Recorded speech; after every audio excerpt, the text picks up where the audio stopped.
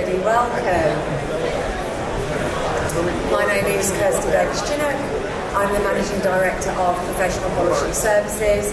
I'm a Director of the British Stainless Steel Association and the current Chair, and I have various other non-executive roles as well. With me today, starting at the bottom and working our way up, we have Kamal Rajput, who is the Strategic Business Development Lead for Tata Steel UK, looking to develop new market and growth opportunities for the UK business. Kamal has been with Tata Steel for over 17 years. He's also responsible for developing new strategic relationships within the public and private sector stakeholders. Then we have Cheryl who is the Head of Innovation and External Networks for Tata Steel UK, having spent over 18 years working in the steel industry, including international leadership roles in R&D, business development and marketing, which enables Cheryl to bring experience from different disciplines to her current work leading on innovation, harnessing the power of cross-functional and external collaboration.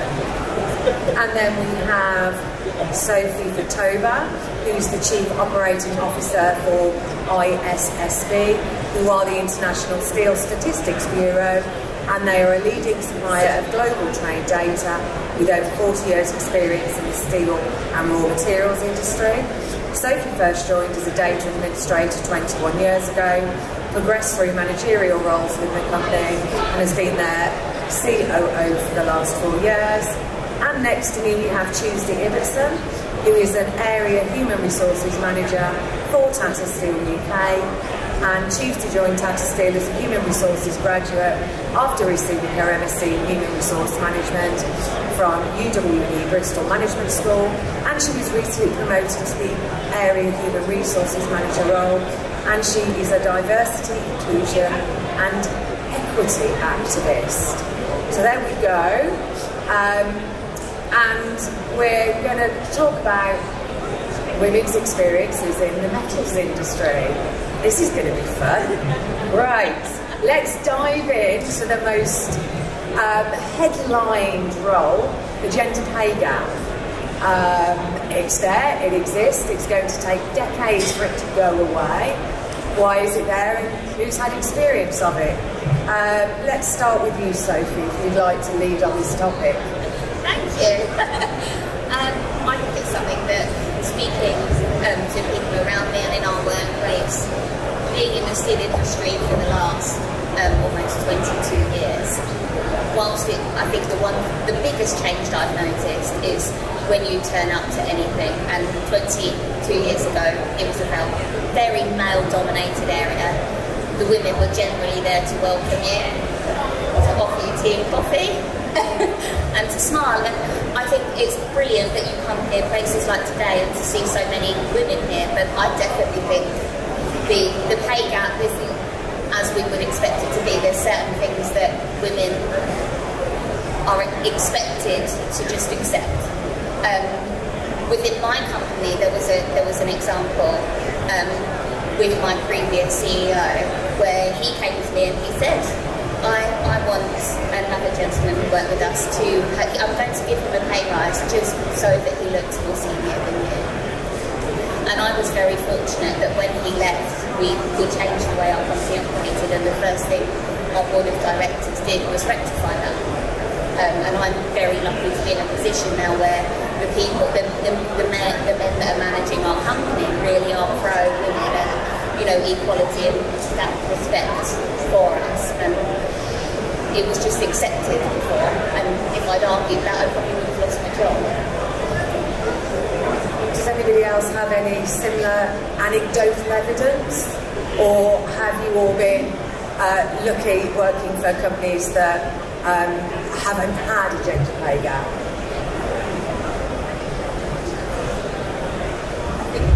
I have to be honest with you, I don't see, personally I don't have an example of that I can put forward. But I think one thing that has changed in recent years is visibility of the issue, and what I can see in Tata Steel, and in fact generally, is the reporting around gender pay gap. The legislative requirements for that has increased the discussion around that topic. And so I think that point around visibility, relevant to this topic, but also others that we're going to talk about, is really important. So I think visibility helps, and I think the company level reporting has been a really positive development. Obviously, Tata Steel is a massive corporation. I'm from the SME sector, so we look at things differently, and we don't have the same budgets. And I'm in my 50s now, so 30 odd years ago when I first started doing this, it was accepted within SMEs that the men would be paid more than the women because they were providing for the family. Even though pretty much every woman I knew worked, it wasn't 1960 anymore where you had one income families. And that's also quite classist because, you know, a lot of families, both parents work because they had to. But I think there was still that perception that a man had to provide, therefore earn more money. And it has taken a while. Cheryl says the visibility of the issue is really, really important for everyone to then question it. If you don't question it, you can't change it. Going back to flexibility and visibility, Cheryl, if we're talking about visibility and if we're talking about flexibility in the workplace, we know that having flexible working roles helps us employ people that might not otherwise employ them, and there's a skills shortage out there. How do you think flexibility increases, benefits everyone and brings inclusion to the workplace? I love this topic, so I'm really passionate about how when we make the workplace more inclusive, we make it inclusive for everybody. It's a step forward for everybody every time we do something. So you mentioned 18 years. My first day in steelworks was 13 years ago, actually this year.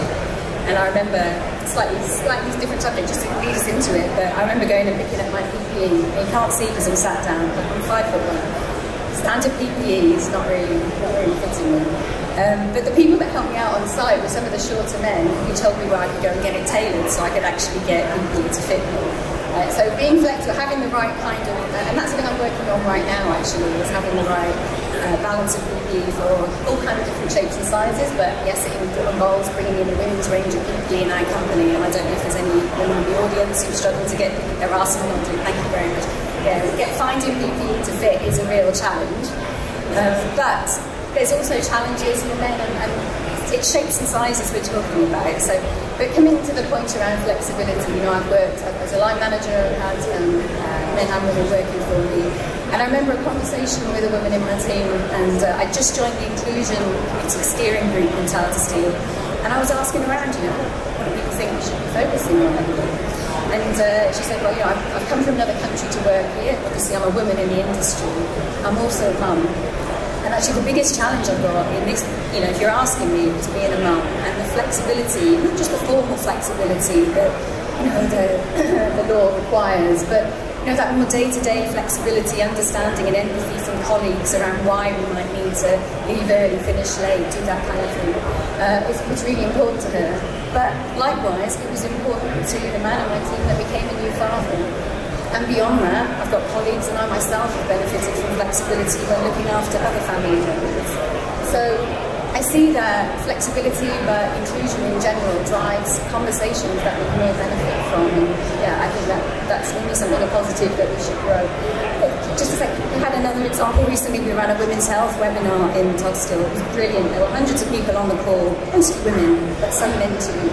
And one of the comments at the end was, it's great that this topic of women's health is being discussed. I've got a family member that, the man wrote, I've got a family member that struggled with one of these issues. And so it's really important to me that I don't see any women around me struggling with those issues. And the positive of running a specific health, you know, webinar for women, not on for the men as well. So inclusion for one is inclusion for all, and I think that's something we can take away from, you know, everything we're trying to do in this area. Kamal, would you like to carry on with that? Yeah, thanks, Kirsty. And I suppose just to set some context as to why I'm on the panel today, when the organising committee put this session forward, I said to Carl who organised it, I really think from a male perspective it's important to do this because you can't drive change on your own. I think it has to be a collective, and actually why it's so important to me is that my wife, she used to work in retail, and when she came back off maternity leave, both times, we've got 2 boys, she suffered huge discrimination because there was a perception that she couldn't work the hours, she'd have to leave for the kids, and they made her life a living hell, to the point in which she basically said I was going to have to leave, and she came in quite upset, and I said, the money is just not worth it. Leave, quit tomorrow, and I don't really care about it. And I think it's so important that females should not feel that sort of pressure in that environment. I think it's absolutely abysmal. And then to that, I think is important, and that sets some context to why I really wanted to be on the panel. But then the topic about visibility, we've been talking before that, but it's so important, and I think visibility is at different levels. So organisations might say we want to have certain targets for a gender balance or an ethnicity balance. And I think whilst, and we've debated this in the past, whilst I feel it's important to have targets, we have to balance that with regards to, are they just token gestures? So we need to accelerate the change, but the change needs to be not just organic, but it needs to be real. It needs to be a desire for that change. But I think the visibility is really, really, really important.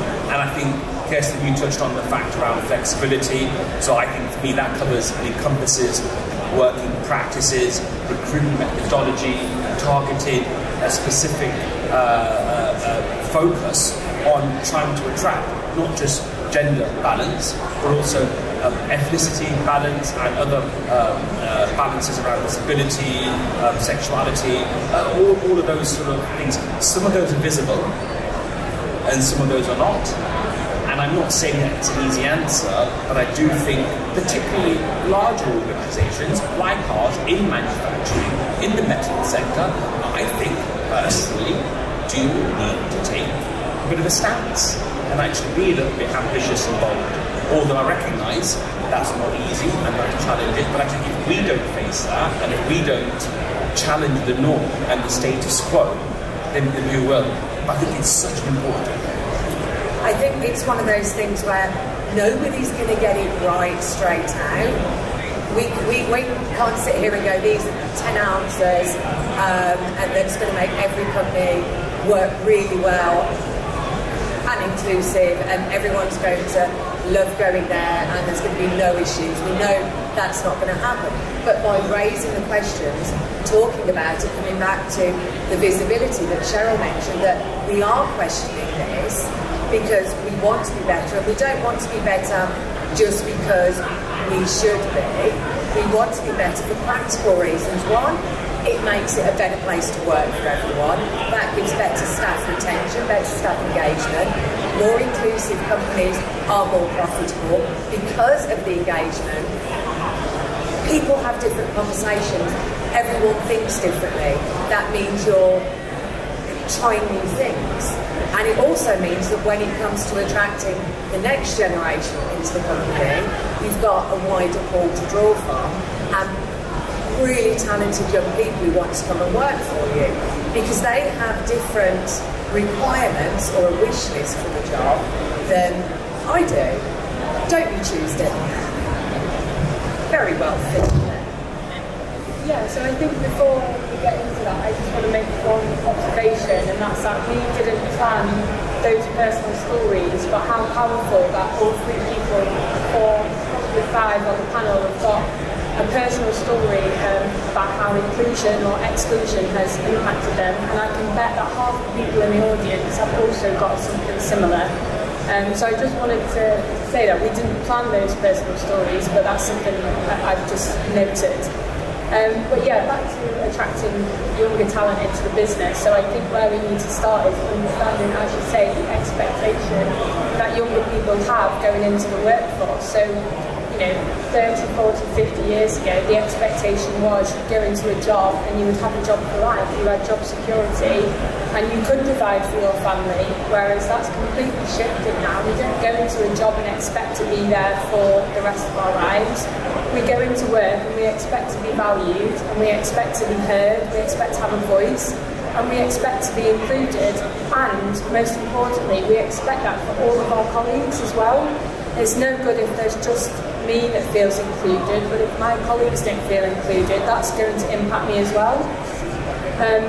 And I think one of the main reasons for that is, society and the instant access we have to these different diverse groups. So, for example, social media, what we see on the TV, what we hear our friends say, what we see in schools. What we see in schools now is conversations about gender identity from a very young age. We see gender neutral toilets. People growing up now are growing up with these conversations as the norm. So why would that change when they get to the workplace? Why are they going to settle for anything less? So I think it's really important that we understand that expectation, and we do build an environment that is, as Cheryl said, inclusive for all, because if it's only inclusive for a certain group of people, then that is not going to have the impact that we want it to have. I think it's, I heard a quote, and I can't remember who said it, so my apologies, but it's diversity is being invited to the party, inclusivity is being asked to dance, which I always think is really nice. It can be quite empty sometimes, you need to follow through, and that's down to building the culture that supports it, so you've got a strong foundation. I also think it's interesting, Tuesday, that you mentioned the expectation that younger people have coming through. And one of the things that I've heard women of my generation and older say is, well, we had to put up with it. And it's about changing the narrative. So, yes, it's a shame that we had to put up with that, but we're managing to help, only tiny little steps, but helping other people navigate the path better and not have to put up with it. There's a report that I saw on LinkedIn that came out, I think it was the construction industry, on women in the workplace, and it's entitled, Are You His Secretary? Which I thought was a great title, because so many women have been asked, are you his secretary? I'll have 2 coffees, please.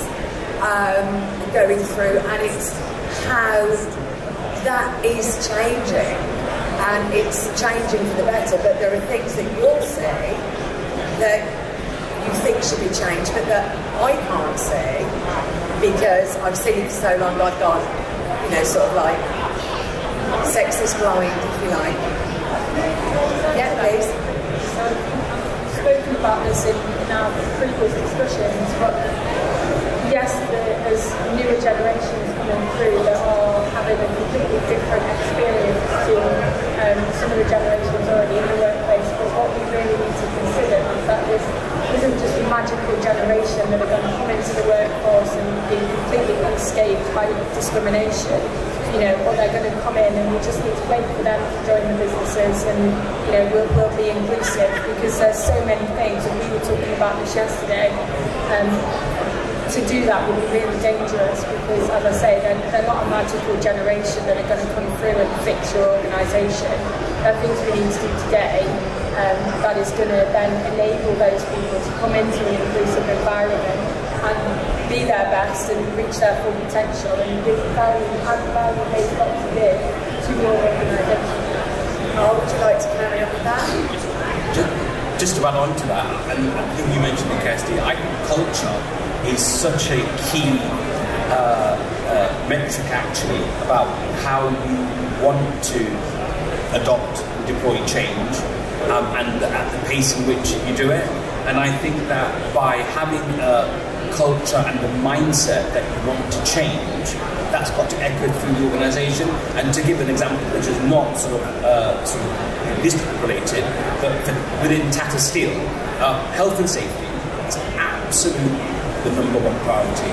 And at every start of every meeting, every workshop, every session, it is always mentioned in every quarter, which is really, really important. But actually, should we start thinking about that in terms of gender and gender diversity? And we organised a construction summit earlier in the year, and I was we had a number of panellists across the whole day, and I was incredibly passionate about that every single panel should not be male, stale and pale. Yeah, we have to have some change, and we didn't get it 100% right, but I would say 8 out of 10 or 9 out of 10 panel sessions had at least one female or one member of ethnic minority on the panel. But it's trying to create that culture at the start and at the outset of the conversation. And I think we can all do a lot more in that space, and I think we need to. I agree, and I think, again, we go back to the visibility there. But part of the visibility as well gives people the chance to collaborate and network, and they can see friendly faces, allies, people that they're going to get a connection with because they've got something in common. Do you want to pick up on that? I mean, from my perspective, we're quite a small company, and I remember, and for me, having the flexibility and the ability to see this change, one key point for me is for women to reach where they are, men need more support. It needs to be normal that men are taking on the traditional roles a woman would. So if my child's sick, do we automatically decide that it's me that would be off that day because I take on that mental load? And I know we spoke before, but there's a huge thing about the mental load that women take on. And that doesn't mean that my husband does less than me, but in my head I'm managing every moment. So how, as women, do we have a full-time job? Because we all have to now. We're in a generation where you need 2 incomes for a home. That's where we are. So women need to work, and so do men. But we stereotypically still haven't made those changes. And I know we spoke about it before Tuesday, where retirement age is changing. We used to work for our retirement, and now we don't. It means people coming into the workforce need a better balance. They're not working for 30 years and then enjoying 30 years. We need that balance, and if we have that flexibility, we can make those changes. I think it's really important that we get the balance, and whilst this is about women, we need more support from employees of men to understand that they're now a parent and they're taking on that load, and there's paternity leave, and just that flexibility there is more important, enabling us to have that change. Another comment for me, post-COVID, and I know this doesn't apply to every role within manufacturing, it's not easy, especially for blue-collar workers, but post-COVID, we've been able to work from home and have a balance, and actually, because of that, I have an ability to be able to pick up my kids from in the morning, pick them up in the afternoon, I cook tea, I give that to them, and my wife is able to work a full-time job, which she would not have been able to pre-COVID. So there's an absolute balance, and actually that's why a male's perspective is really important, because you've got to bring everyone with you on the journey. And actually every man, most men, will have a mum, will have a daughter, will have a sister, will have a cousin who are female. And actually understanding their perception is really important. We had a chat a few weeks ago, and when Sophie mentioned this about the additional mental workload that women take on because society sort of has conditioned us to do it, and then we do it, I suddenly realised I just ordered all my husband's niece's birthday present that morning. I was like, why am I doing this? Why can't he do it himself?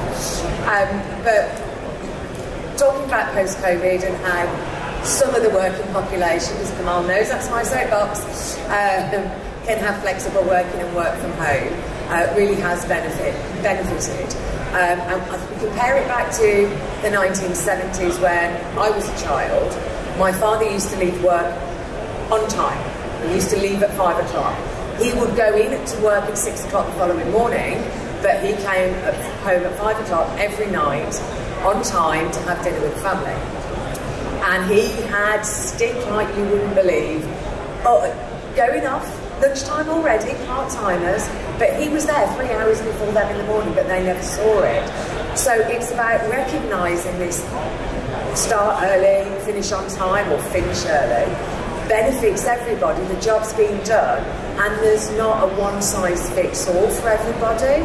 And if your leadership team can show that, then people are going to feel better about coming to you and requesting that. Cheryl, have you got some thoughts on that? Well, I certainly think being open about being flexible is really important. So I do have a memory of experiences quite a long time ago where somebody was requesting flexibility and they were told, yes, you can have it, but just don't talk about it so that other people don't request it too. And I'm happy to say I think that's changed. And now we're much more open about that flexibility. And it goes back to that point I was making about empathy. All of us have needs at different times where we'd like things to be a bit more flexible. So if we can all have empathy for those situations, everybody can benefit. But we have to be open about those conversations first.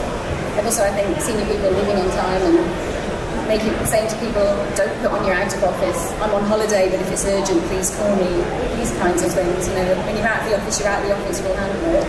I think there's a lot we can do from a leadership perspective to make sure those things are done. Tuesday, it links back to the expectations, and I think I said in one of our sessions, you know, I personally don't think anyone should work for free, and I don't mean that as in on the dot every single day. And I actually joked and said I might have just shot my own career down there, but that's not what I mean. But what I mean is it shouldn't be the expectation that every day you're there for an extra 3 hours for free just because you're at a certain level. You know, yes, there's always going to be some priorities, but, and back to your point, Sophie, you know, it's about that work-life balance. That's one of the expectations that we need to understand of the younger workforce coming in, because as you say, you know, we'll be working so much longer. You know, our retirement won't be until 40, 50 years in the workplace, so we need that work-life balance earlier on so that we can go and do the things that we want to do. And that just links back to understanding the expectations, and when we understand what the younger generation are expecting and what they want to see from a workforce, I think that can really help us attract that talent in. Cheryl, you mentioned empathy as well, and you mentioned working longer Tuesday. That's because we're living longer, and at the end of your life most people have fairly serious illnesses, which we all have parents, and it's how do we care for them. And we don't have the 5-minute window of the one-income dual parent family that's constantly portrayed on television. That, you know, only happens for a very short period of time.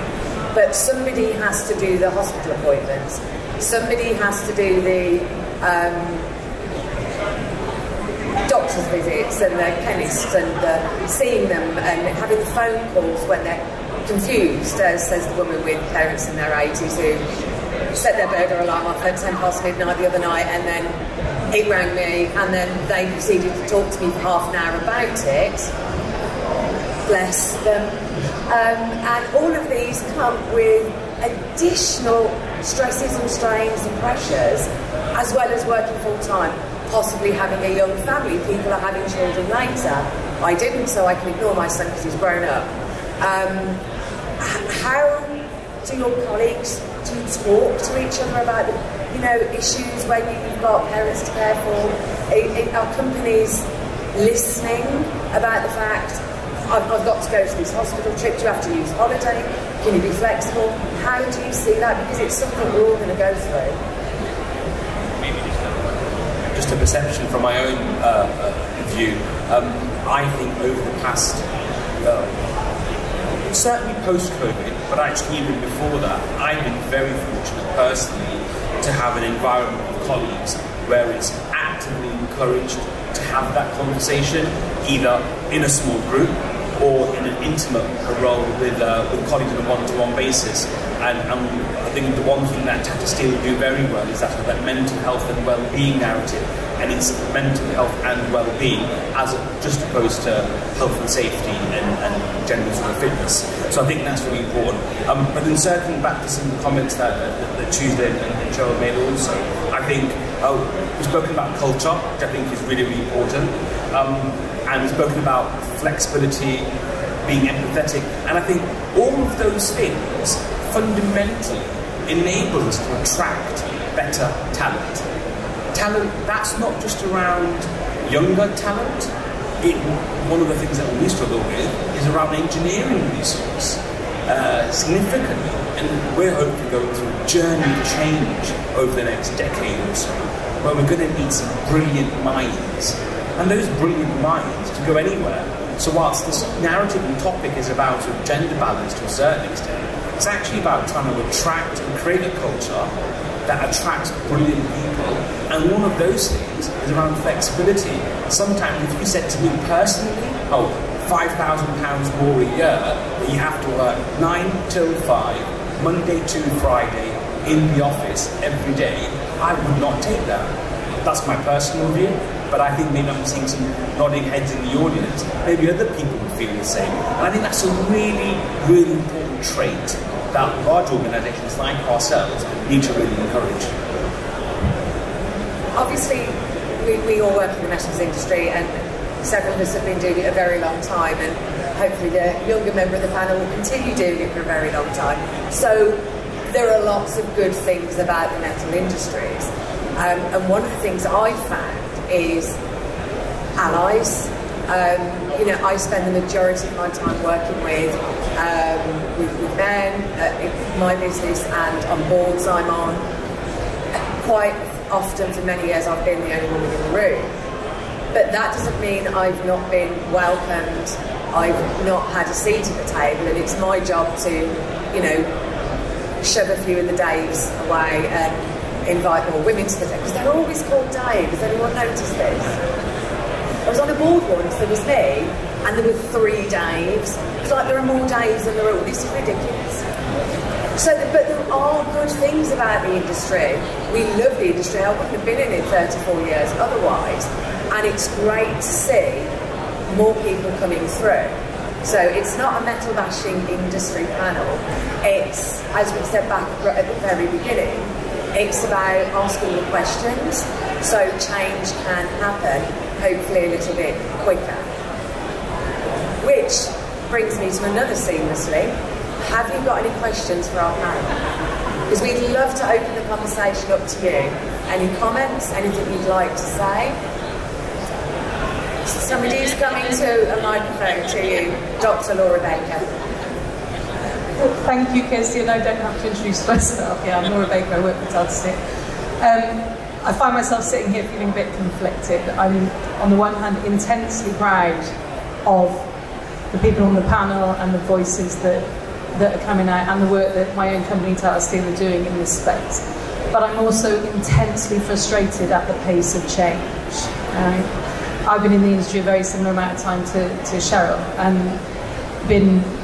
there have been changes, don't get me wrong, but Kamal mentioned health and safety. If I compare it to the changes we've made in health and safety, it's chalk and cheese, right? So I guess I'm interested in views from the panel about what can we do to increase that pace.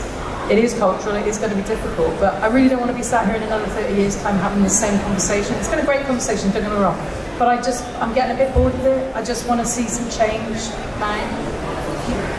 Would anyone like to take that? For me, I think COVID has hugely impacted us in a positive way. I think over the next year or two, as people are forced back into the office, there's been a lot in the news recently about making people go back to work. That's going to have a really negative impact on the flexibility we are given, because it's back to justifying things every time. Where if my child forgot something, I could go up to the school and give it to them and be back within 10 minutes. I'd suddenly have to explain myself, leave the office, go, come back. And I think the key to change and it continuing and it accelerating is remembering that we need to keep this flexibility in place, even if it's not every day of the week, just to have that there for people. And to just make sure that as a company we are open to those conversations all the time and keep it going. It's having a positive impact on people. I don't think that flexibility needs to be addressed unless someone's taking an advantage of a situation. I don't think it should be the opposite. You don't give, it's a conversation that needs to be had. And I think using COVID as that major change into how we work, and remembering also, I was saying earlier that the people we're interviewing now for roles have completed degrees working from home. I can't imagine having to do that. It's something that I think is incredible, and I think generationally, for me, I sit there and I go, oh no, they can't, you can't have someone at home all the time. But then again, that's me that needs to change and understand that these people are doing tremendous things within their four walls. And I'm not saying you want to be there all the time, but we must bear that in mind, that people can work from home. They can do really well without that office environment.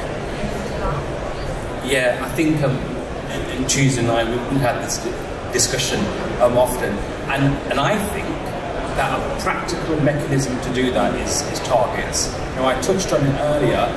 There's a really fine balance in having a target and it's artificially filled. But I think in order for us to accelerate change and not have this same conversation in 20 years' time, I think we have to have that. And we look at the health and safety discussion that we've had. We have very, very, very onerous for the right reasons. And I think that is important to accelerate the change. But with that, though, I don't think it might need to be as explicit as the board has to have a 30% target by 2030. I think it should be focused around maybe the recruitment. So do we have a target about the amount of ethnic minorities or females we're interviewing for certain roles? And if we see that for a particular role we're not attracting that, well then we've targeted a place of concern, and then we have some proactive measures and targeted marketing, targeted human resource interaction to specifically say, well, for that particular role, we've seen no females or other genders apply for that. We've got to do something differently. So I think there are some really practical ways, but I think it needs to be a really concerted effort. And again, that for me comes down to culture. We've got to create that right culture, and I think we are starting to get there, although we've got to accelerate. That. So as you said, we've had this conversation already, and it's not a challenge because we're all trying to do the same thing. It's just a different perception, perhaps. So I personally don't think that targets or metrics are the way forward. I think we could get there without them. I think we can accelerate by starting little fires and making the noise and making people aware. And there's a few reasons why I don't necessarily agree with targets, and that's because one, you can make people the token people, and it's even if the target's right at the recruitment stage, it can still have that impact, and it can still put fear into other people. If the target's public, then it's going to have that effect. And as you've said, it's really hard to have a target that includes everyone. So if we're having a 30% gender target, then that's going to be outdated soon because we've got more than male and female genders. How do we then include everyone? So do we have an ethnicity target? Do we have a disability target, a sexuality target? It also means then that we're asking people to disclose who they are, because we may have a more diverse workforce than we know, because as we've mentioned already, that not all of these aspects are visible. So we're then saying, okay, well, we want to reach our target, so we need to know, are you neurodiverse?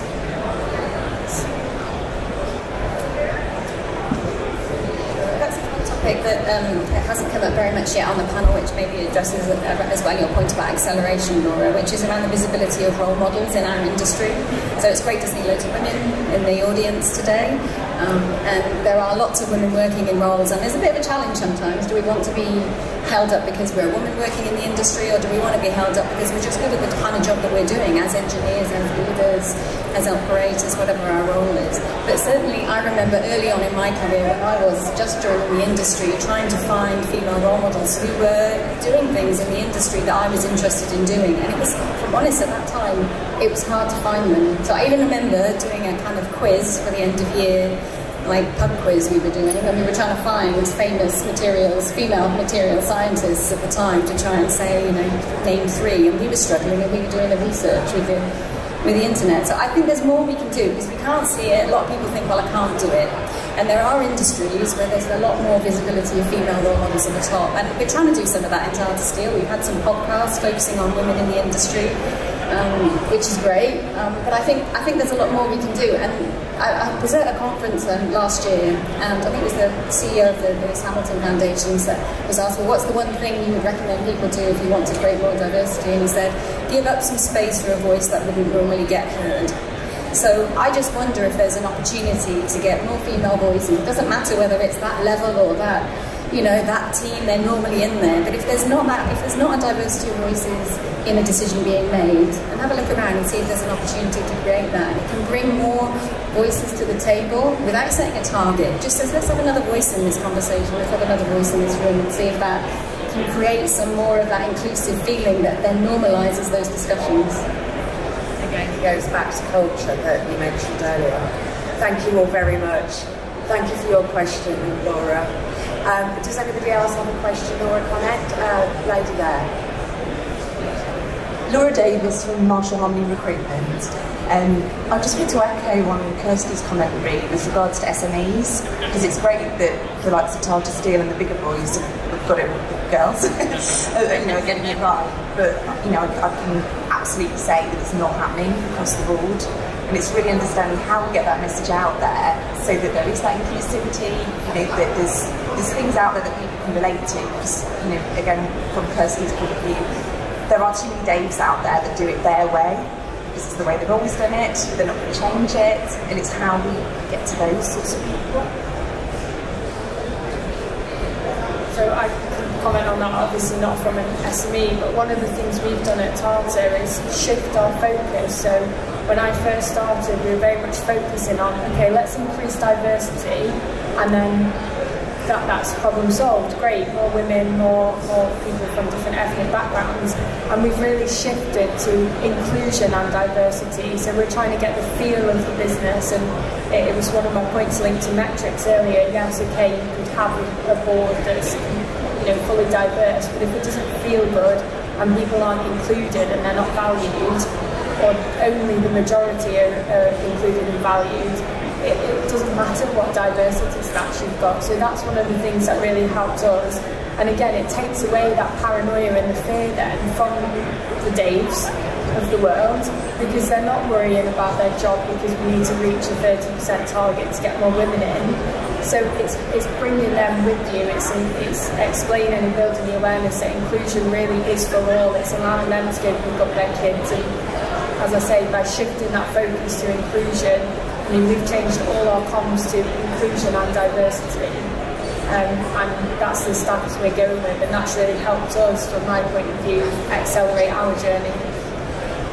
I just chip in from an SME point of view, and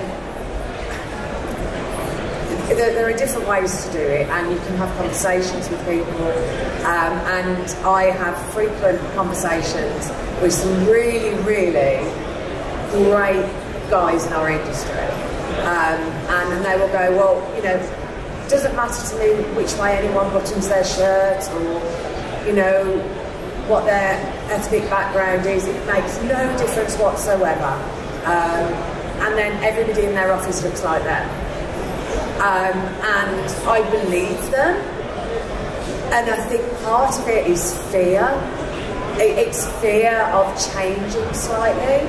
It's fear, and you know, they're in their 50s and their 60s, and they don't really want to try something new because it's always worked that way. And it's scary, and it's like Tuesday says, it's bringing them with you. It's, you know, yes, it's always worked that way, but could it work a little bit better doing it this way? Could it make you 25% more profitable to put these two people into your team and increasing your diversity? But I think the inclusion has to come first. Or you can do it how I do it, and I just shout at people until they do what I want generally. So, you know, that does tend to work. Would you like to chip in on this?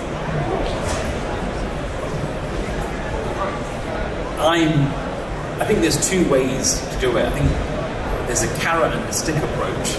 So I think an approach could be you lead by example, so larger organisations leading by example, and then encouraging SMEs all of the benefits that exist by having a flexible, diverse workforce, and actually explaining to them what those benefits can be. And that's Tuesday's comment about inclusion.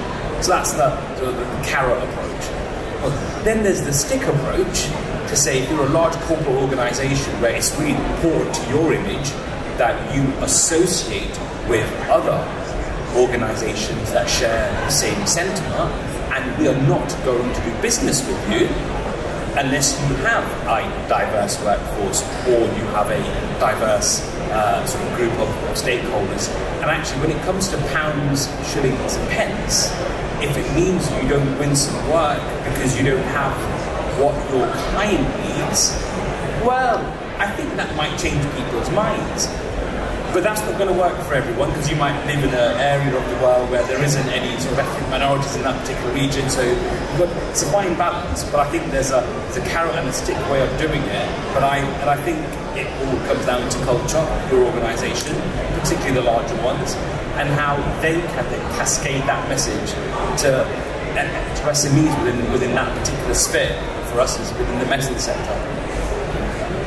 Yeah, it's really interesting you mentioned the carrot and the stick there. It reminded me that the world I work in, I'm involved sometimes in applying for innovation grants.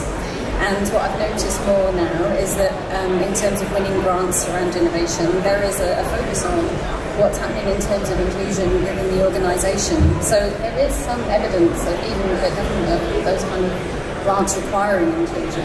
But to go back to so that's a bit of the stick, but to go back to the carrot part of it, so I'm not sure I've seen it specifically in this area, but one of the things I have seen drive change faster than anything else is recognition. So I wonder if there's more of an opportunity in our industry to use recognition and positive recognition and awards as a way of raising the profile of those people that are doing well in this area, so that they can become, not just the women, but the companies, the SMEs, the other organisations that are doing well, to get recognition and reward for that. Maybe that's something we can look at more as an industry in that area. So I remember there was one set of awards we set up in a company a few years ago, and that's the one. If there was the topic I was trying to create some awareness around, and creating some awards where I was recognising people that were doing the thing I was looking for well, created more conversation in 1 year than anything else I did on that subject. So I do wonder if there's an opportunity for us to do a bit more of that in this space, which can then drive that conversation and give people positive recognition for what they're doing well. Thank you. That it makes it 11:50, so incredibly well done on your timekeeping, everybody. Thank you all very much for joining us. Please do grab any of the panellists or myself afterwards if you've got any questions or comments, and we appreciate you being here. Thank you very much.